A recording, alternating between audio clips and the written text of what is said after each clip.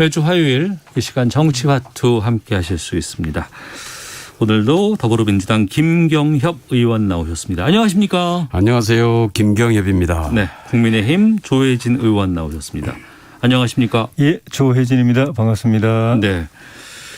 9월 2일에 뉴스버스가 첫 보도를 냈고 그 이후에 지금 열흘 좀 넘게 흘러가고 있는 동안 뭐 주말 사이 새로운 보도들 쏟아지고 있고 또 오늘 어제 계속해서 지금 속보들 나오고는 있습니다. 제보자가 등장을 하고 뭐 국정원장 이름도 오르내리고 뭐 이렇게 했는데 그냥 중진 의원으로서 또 가운데 중. 어떻게 보고 계시는지 먼저 김경협 의원님 이 상황은 어떻게 판단하고 보고 계시는지요? 예, 이제 그 보도했던 내용들에 관련된 하나씩 그걸 뒷받침하는 이제 증거들이 나오는 것 같아요. 네. 어제 확인한 게 보니까 이제 손준성 검사가 보낸 그 문건이 맞다라는 네. 것까지는 확인이 된 것 같습니다. 김웅 의원에게 보냈고, 그다음에 이제 이렇게 해서 이제 이런 것들이 하나씩 드러나기 시작을 할 텐데. 문제는 이제 그 손준성 검사, 이 보냈던 손준성 검사가 당시에 대검의 수사정책관이었고, 네. 대검의 수사정책관이 검찰총장의 직할부대임을 감안할 때, 네. 과연 누구의 지시를 받아서 했겠는가? 라는 거죠. 네. 그러면은 과연 이제 윤석열 총장이 여기에 지시를 했느냐 안 했느냐, 개입이 돼 있느냐 안 했느냐일 텐데 문제는 또 거기에 내용이 이번에 또 뭐 세계일보인가요? 하나 또 보도 중에 하나가 대검이 윤석열 총장의 부인과 장모들을 이 뭐 사건과 관련된 이 사건들을 나름대로 이 펜스 치기 위한 문건들을 작성을 했다라는 게 이제 또 하나 확인이 되지 않았습니까? 네. 지금 이제 이걸로 봤을 때 이게 심각한 문제가 과거 박근혜 대통령 때 최순실 박근혜 국정농단 사건 쉽게 얘기하면은 국가 권력을 이용해서 최순실 모녀의 사적인 이해관계를 챙겨준 거 아니겠습니까? 네.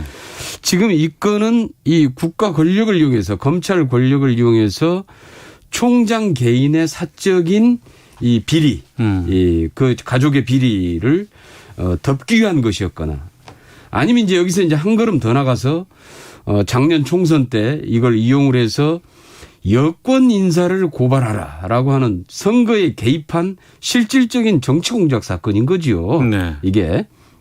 그런데 이제 이게 이제 이 정말 국가 권력을 이렇게 사적으로 이용해서 이 정도로 지금 현재 선거에 개입하고 이렇게 이제 이런 문제들이 심각한 문제일 텐데요. 네. 아마 공수처 수사가 진행될수록 하나하나 다 드러날 것이라고 보고 보니까 댓글 중에 하나 좀 특이한 것 중에 하나가 윤 가리고 김웅이라고 써놓은 댓글이 있더라고요. 네. 예. 아주 좀 예. 좀 하여튼 좀 의미 있게 봤습니다. 네. 조혜진 의원님께도 시간 동등하게 드리겠습니다. 예, 동일하게 드리겠습니다. 시간 재보셔서 몇 분 몇 초죠? 예, 예. 지금 말씀하신 9월 2일자로 이제 보도된 그 손준성 검사가 고발장을 작성해서 김웅 의원을 통해서 국민의힘에게 줘서 국민의힘이 그걸 보도하게 이렇게 고발하게 사주했다라고 하는 그 의혹 보도 이후에 나오는 게 전혀 없어요. 그 이제 김경영 의원님은 이제 좀 전에 언급하신 그거는 조성은 씨 제보자가 자기가 김웅 의원으로부터 받은 그 텔레그램 자료를 역으로 추적을 해보니까 네. 거기 손준성 보냄이라고 되어 있는 손준성이 그 당시에 대검 수사정보정책관 그 손준성이 맞다. 네. 라고 이제 그 근거 자료라고 하는 걸 이제 내놓은 게 다고 그것도 뭐 그게 사실일 수도 있는데 또 그것도 조작이 가능하다고 하는 또 주장도 있기 때문에 그거를 대검 감찰부에서 이제 확인을 해주든지 네. 아니면은 검찰 또는 지금 공식적으로 수사에 착수한 공수처에서 확인해 주든지 그래야 되는데 제보자가 이렇게 이게 사실이라고 이게 근거다라고 이렇게 이야기할 동안에 네. 감찰부에서 뭐 하고 있는지 참 이해가 안 돼요.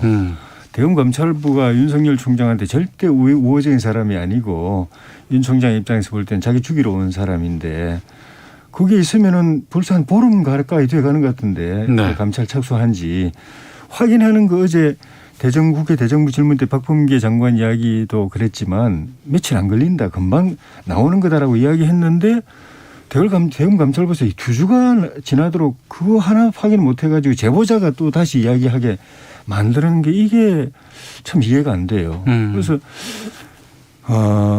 그런 상황이니까 손준성 검사가 나는 그걸 고발장을 만든 적도 없고 보낸 적도 없다고 말하는 게 결정적으로 뒤집어지지 않는 상황. 네. 그러니까 이 상황이니까 민주당에서 주장하는 윤석열 당시 총장이 이거를 지시했다든가 아니면 알고도 묵인했다라는 그런 그 의혹에 대해서는 아예 접근 자체가 안 되고 있는 거죠. 접근 자체가 안 되고 있다. 예.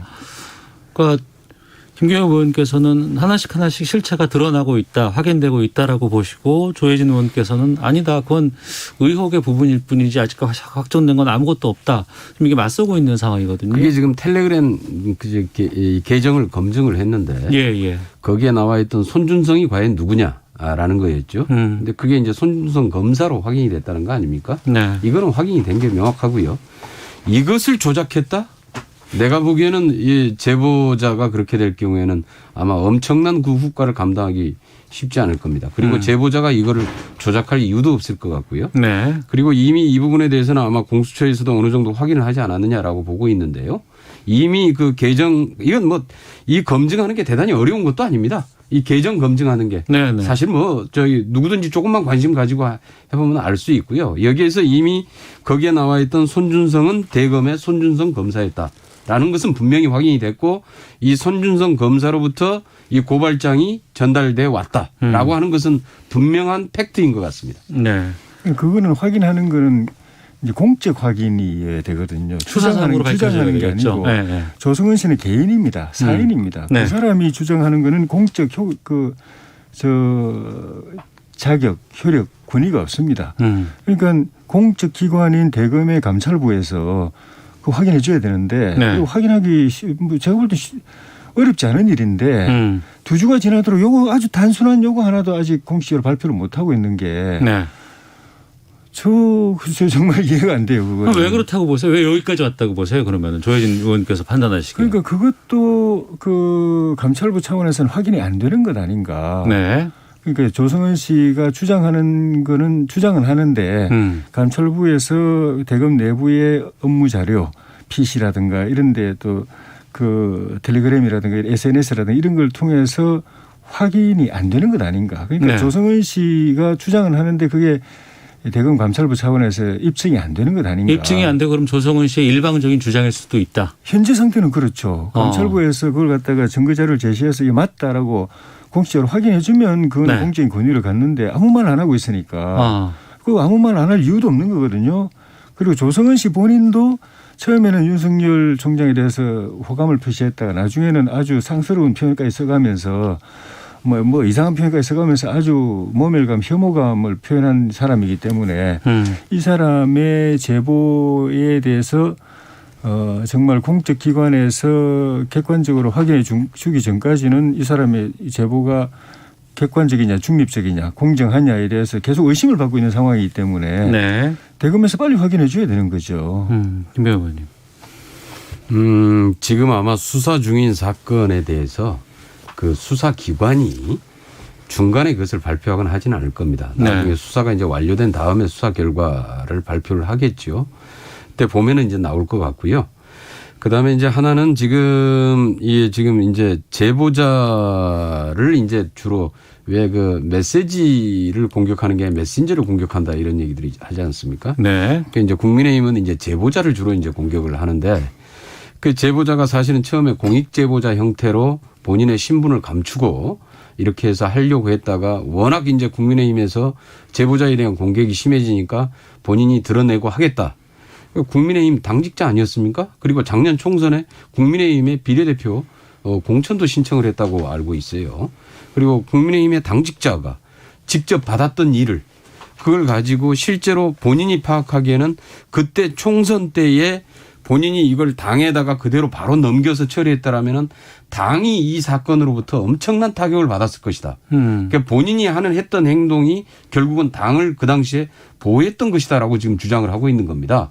쉽게 얘기하면은 국민의힘 당직자가 제보를 한 건데 그게 과연 뭐 누구의 저기가 있겠습니까?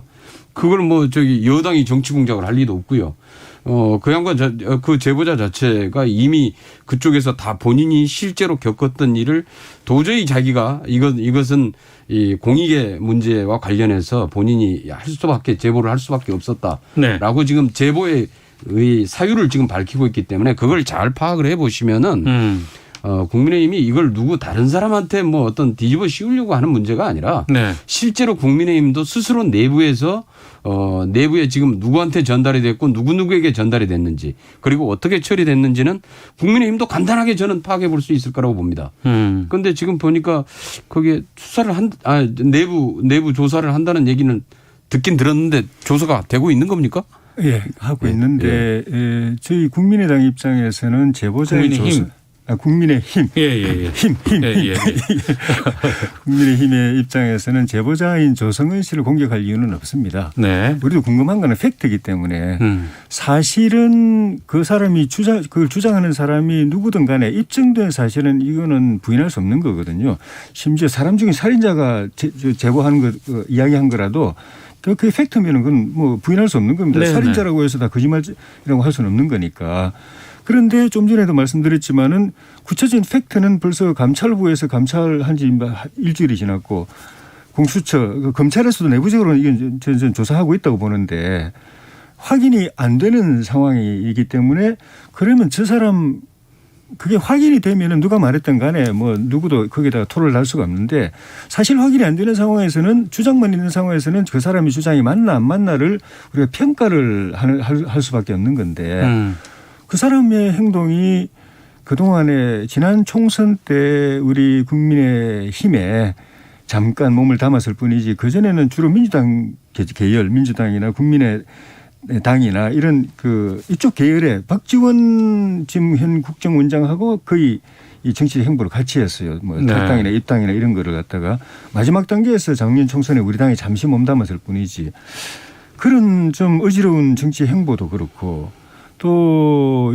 자기가 공격하고 있는 윤석열 후보에 대한 그런 아주 악 감정을 갖다가 이렇게 뭐 가감없이 또 표출도 했고 거기다가 또 국정원장을 만났는데 사실 국정원장 만나기가 저도 아직 국정원장님하고 식사도 한번 차도 한 잔 못 마셔봤는데 고급 호텔에서 둘이서 밥을 먹었다는 거 아닙니까? 그런데 그 전날에 지금 자기가 증거자료라고 이야기하는 이 손준성 검사 그 고발장 관련된 자료를 그 전날 이틀 동안에 110몇 건을 갖다가 다 다운받았다는 건 아닙니까? 그 다음 날에 그 박지원 원장을 만났고 또 그 다음 날에 또 다시 또 나머지 또 다운받았고 그러니까 우리가 여기서 뭐 대놓고 뭐라고 이야기할 수는 없지만은 의심할 정황이 충분하고 거기다가 본인이 TV에 나와가지고 9월 2일 날 보도된 거는 박지원 원장이 원했던 날짜가 아니었다. 이런 말까지 하니 이거는 누가 봐도 의심 안 가겠습니까? 그 부분에 좀 의심이 간다고 말씀해 주셨는데. 그러니까 이제 그 메신저가 누구냐가 중요한 거죠. 우리가 그걸 안 볼 수가 없는 거죠. 그 사람 공격하는 게 아니라 이 사람 신뢰할 수 있는 사람인가. 그동안의 정치 행보도 그렇고 그리고 국정원장하고 이렇게 의혹의 만남을 하고 그 사이에 이 사건이 지금 연루된 것 같은 그런 의심의 정황이 있고 그러니까 이 사람이 무슨 의도로 이런 이야기를 하지 그리고 이 사람 말을 믿을 수 있는 거야 이런 생각을 안 할 수가 없는 거죠. 이거를 뒤집으려면 빨리 대검 감찰부나 검찰이나 공수처에서 사실관계를 빨리 이렇게 확인해내야 되는 건데 벌써 며칠입니까? 지금 그 조성은 씨와 박지원 원장과의 이 상황에 대해서 의심스럽다고 말씀하셨지만 이거는 지금 공수처라든가 검찰 쪽에서 할 수 있는 상황은 아니잖아요. 그 윤석열 총장 쪽에서 고발을 한다고 했으니까 그리고 이런 의심스러운 정황이 충분히 있으니까 왜냐하면 윤석열 전 총장은 좀 전에 말씀 있었지만은 손준성 검사한테 지시하거나 또는 묵인한 증거가 하나도 없는데도 지금 조사 대상으로 돼 있지 않습니까? 심지어 공수처에서 윤석열 전 총장에 알겠습니다. 대해서 예. 죄명을 4개나 공개적으로 이야기를 했습니다. 무슨 법에 위반한 혐의가 있다 이렇게까지 이야기를 하는 판에 당연히 이런 조성은 씨하고 박지원 그 원장 건은 고소 고발되면 조사 들어가야죠. 네, 김경호 의원님. 우선 이제 국민의힘이 이제 제보자 또는 제보사주 뭐 이제 이렇게 공격을 하는데 이게 이제 국민의힘에 보면은 역사적인 전통 같아요. 과거에 신한국당 시절이었던가요? 그때 그 부산 초원복집 사건이 있었죠. 네네. 국가 권력자들이 다 초원복집에 모여가지고 우리가 남이가 이러면서 아예 노골적으로 아예 선거에 이제 개입하는 작전을 짰던 자리인데 그때 그 사건이 터졌을 때 중립을 지켜야 될 국가 권력기관이 선거에 개입한 게 이게 사실은 가장 큰 문제인데 네. 그 초원복집 사건에 그 건배를 하던 그 장면을 녹음했다고 불법 도청이라고 이걸 불법 도청 사건으로 몰고 갔어요. 핵심은 중립을 지켜야 될 국가 권력이 선거에 개입했다가 핵심인데 이 당시에도 그랬거든요. 그다음에 과거에 박근혜 정부 때 십상시 문건 유출 사건이 있었죠. 네. 이 문건 유출 터졌을 때 그 십상시가 어떻게 지금 국정을 농단하고 있는가에 대한 게 문제인데 핵심은 그때도 문건 유출자가 누구냐. 그래서 국가기밀누설죄로 이렇게 몰고 간 적이 있습니다. 이렇게 해서 이번에 또다시 이제 이 사건의 핵심은 검찰이 권력을 이용해서 선거판에 개입하고 정치 공작을 하려고 했다. 그것도 야당과 내통해서. 사실 이 의혹의 핵심인데 네. 이걸 제보자가 문제다 지금 이런 식이거든요. 그래서 제보 사주한 사람이 누구냐. 그러면서 이제 국정원장을 얘기하고 있는데 지금 이미 밝혀진 게 뭐냐 하면은 이 제보자가 언론에 제보했던 시점은 7월 21일. 그리고 국정원장을 만났던 거는 8월 11일. 20일 전에 이미 언론에 제보가 다 됐고 그 당시에는 이미 언론에서 그 취재팀이 다 짜여져서 전반적인 취재가 다 진행이 다 되고 있던 상황이었습니다. 네. 그런데 이걸 갖다 제보를 사주했다 또 이렇게 주장을 한단 말이에요. 그래서 이게 이제 국민의힘의 프레임 전환의 특기인데 이번 사건의 핵심은 검찰 권력, 국가 권력을 이용해서 사적으로 이용했느냐 안 했느냐. 그리고 선거에 개입했느냐 안 했느냐. 정치 공작에 개입했느냐 안 했느냐. 이게 사실 핵심입니다. 이 부분을 밝혀내는 게 핵심이지. 네. 자꾸 제보자의 약점을 잡아서 뭔가 혹시 뭐 뒤에 뭐 이런 뭐 까십거리 이런 거 없나. 이렇게 가는 것은 옳지 않다. 이런 생각입니다. 알겠습니다. 아니 초원복집 사건도 국가기관이 선거 개입한 거 당연히 잘못된 거고 예. 법적으로 단죄를 받았고 또 그거에 대해서 또 도청한 거 그것도 당연히 잘못된 거고 둘 다 다루었던 거지 어느 한쪽만 잘못이고 나머지는 덮어야 된다 그런 적 없고 그 뒤에 지금 언급하신 것도 마찬가지고 이건 또 마찬가지입니다. 네. 불법을 저질렀으면 그것도 다 이제 단죄를 해야 되고 그 과정에서 또 다른 불법이 저질렀으면 그것도 다 단죄를 해야 되는 거죠. 알겠습니다. 정치와투 돌아왔습니다. 민주당의 김경협 의원, 국민의힘 조혜진 의원과 함께 말씀 나누고 있습니다. 자, 여야 모두 지금 대선 상황 중요해지고 있습니다. 일정들 하나씩 소화하고 있고요. 각 당의 상황들 살펴보도록 하겠습니다. 또 후보들 어떤 상황인지도. 먼저 민주당 같은 경우에는 1차 슈퍼위크를 마쳤고 이제 또 호남 쪽으로 달려가고 있습니다. 1차 국민선거인단 개표해서 이재명 후보가 과반 득표로 1위를 차지를 했고 어제 정세균 후보는 백의종군하겠다라고 사퇴 선언을 했습니다. 당 상황은 어떻습니까? 지금 전체로 본다 그러면 지금 당내 경선 상황. 지금 이제 그 200만이 이제 좀 넘는 지금 선거인단 물론 이제 아마 선거인단이 3차 모집이 있기 때문에 좀 더 봐야 되겠습니다만은 네. 그러면 한 3분의 1 정도가 이제 이번에 60만 좀 넘게 개표가 됐죠. 72만인가요? 그래요? 그 정도가 이제 투표에 참여를 했어요. 네. 했죠. 주어졌는데 지금까지 이제 한 3분의 1 정도의 결과라고 봐야죠. 첫 번째 핵심이 이제 과연 이재명 후보가 과연 과반수를 넘길 것인가가 첫 번째 가장 그렇죠. 과반수였고 네. 아니 그 가장 관심사였고 거기에 따라서 이제 결선 투표로 가느냐 마느냐가 이제 결정되기 때문에 이게 가장 큰 관심사였는데 과반수를 가까스로 일단 넘어간. 네. 그리고 이제 그 중에 하나가 이제 이낙연 후보가 좀 약진했던 결과. 그리고 추미애 후보가 지금 검찰 이 건이 지금 계속 터지면서 윤석열 검찰총장 체제가 이게 문제가 분명히 있었구나라고 하는 사실들이 이제 쭉 드러나기 시작하면서 오히려 추미애 후보가 좀 상승세를 타고 있는 그래서 10%를 넘긴 네. 이런 결과를 나왔죠. 그래서 이제 좀 뭐 나머지 이제 지금 현재 더 많이 남아있기 때문에 좀 봐야 될 것 같습니다만은 실제로 정세균 후보의 사퇴가 이제 어떻게 영향을 미칠지도 있겠지만은 네. 아마 크게는 지금 현재 이제 검찰의 문제점이 부각되면서 추미애 후보가 과연 얼마만큼 더 약진을 할 수 있을지 아니 그 다음에는 이제 과연 그 이낙연 후보가 과연 이재명 후보의 과반수를 지금 현재 과연 막아낼 수 있을지 네. 이것이 하여튼 남은 일정의 가장 최대의 관심사이지 않을까 이렇게 보고 있습니다. 조혜진 의원께서는 지금 민주당 경선 상황은 어떻게 판단하고 계세요? 1차적으로는 의원들의 숫자 싸움이 큰 의미가 없다라는 점에 그 뭐 민주당의 타당의 일이지만은 그 시대 흐름을 반영하는 부분이 있지 않나. 의원들의 세보다는 여론의 상황들이 중요하다. 네, 밑바닥 당원들이나 또 국민 선거인단의 의사가 중요하다라고 하는 거는 바람직한 흐름이 아닌가. 또 그렇게 시대가 흘러가는 것 아닌가. 네. 정치인들은 그걸 좀 유념해야 되겠다. 특히 이제 대중 정치를 하려고 하는 전 국민을 상대로 전 당원을 상대로 정치를 하려고 하는 사람들은 눈여겨봐야 될 대목이다 하는 네. 생각이 들고 저희도 지난 뭐 서울시장 선거나 또 전당대회 당대표 선거 뭐 이런 거에서 비슷한 경험을 했습니다. 오히려 그때는 저희는 더 심한 바람이 불어가지고 저희도 뭐 휘청 깜짝 놀라고 이런 바람인가 그런 적도 있었는데 거기다가 근데 이제 한 가지 그런 흐름을 주도하는 게 민주당 내부에서도 상대적으로 좀 이렇게 강성이라고 평가받는 그런 여론의 흐름이 그걸 주도한다라는 측면에서는 장기적으로 볼 때 지금 문재인 정권도 결국은 그 강성 흐름을 쫓아가다가 굉장히 좀 어려운 상황 일을 많이 이제 맡게 됐는데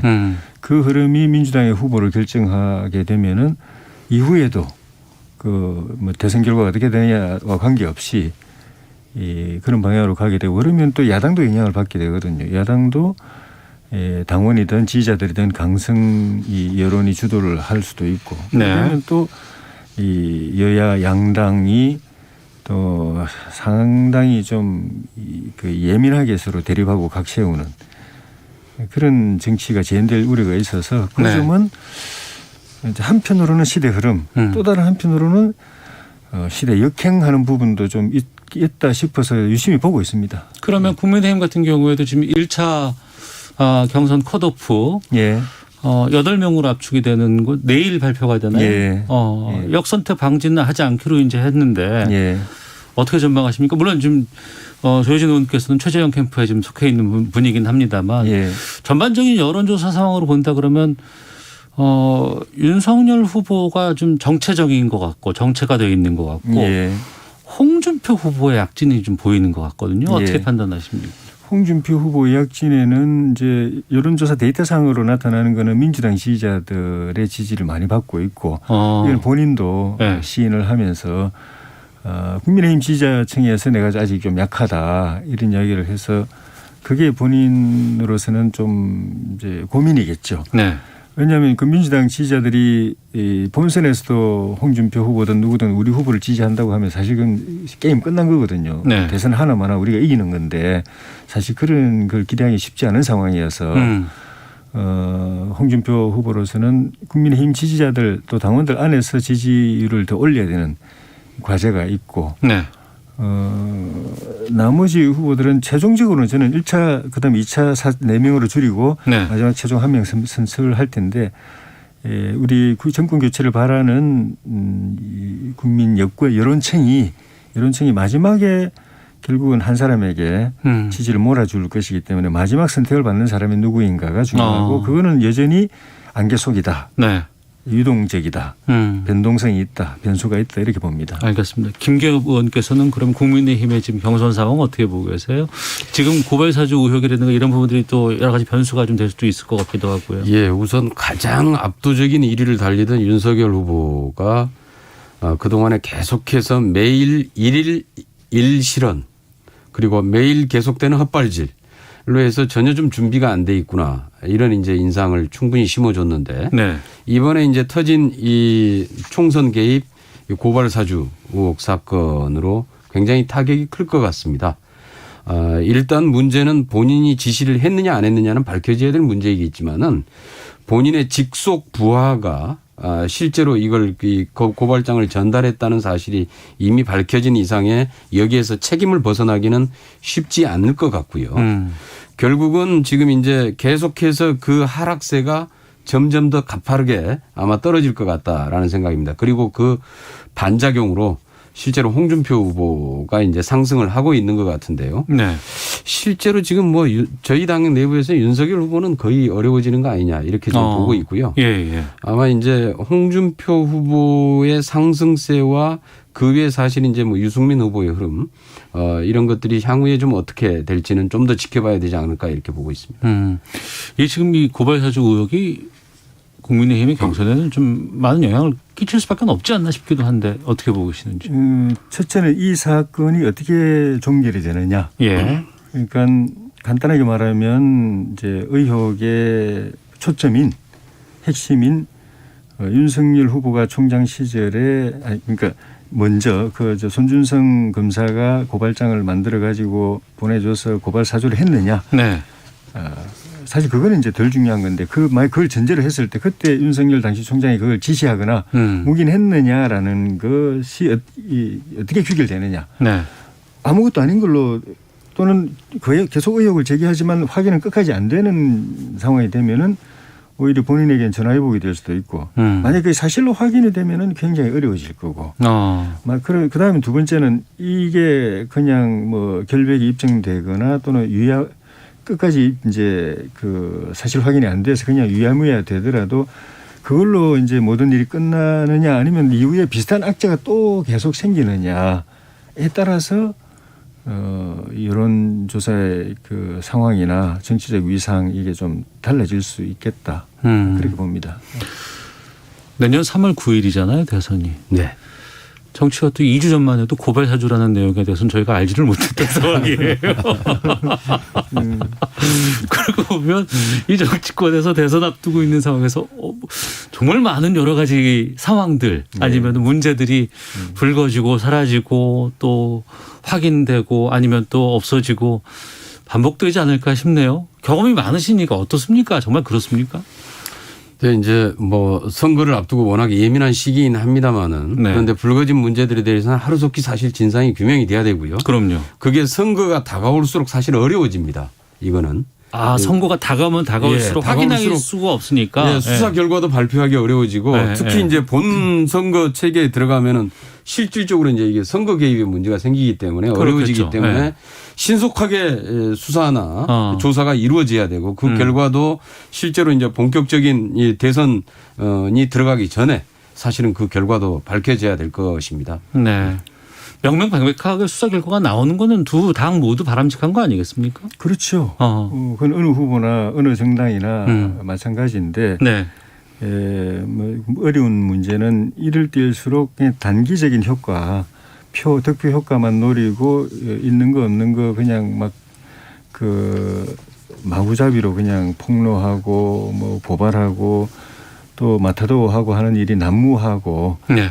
또 그 과정에서 언론이 어떻게 보도하느냐 또 수사기관이 어떻게 이 사건을 처리하느냐에 따라서 후보의 이미지, 신뢰성 그에 따른 이제 표심에 영향을 주기 때문에 또 함부로 언론이 보도하는 것도 조심스럽고 수사기관이 함부로 개입하는 것도 신중해야 되고 그래서 요 점에서 좀 균형점을 찾는 것이 모든 5천만 국민들 포함해서 대통령 뽑아야 되는 우리 모든 국민과 국가가 잘 해야 될 부분. 알겠습니다. 그래서 정말 좋은 대통령 뽑아서 네. 다음에는 우리 늘 선거하고 나서는 자기 손으로 뽑고 나서는 손가락 자르느니 손목 자르느니 이런 일 있는데 이번 선거에서는 제발 그런 일 없었으면 좋겠습니다. 알겠습니다. 정치와투 여기서 마치도록 하겠습니다. 김경엽 의원, 조혜진 의원 두 분과 함께했습니다. 두 분 고맙습니다. 고맙습니다. 감사합니다.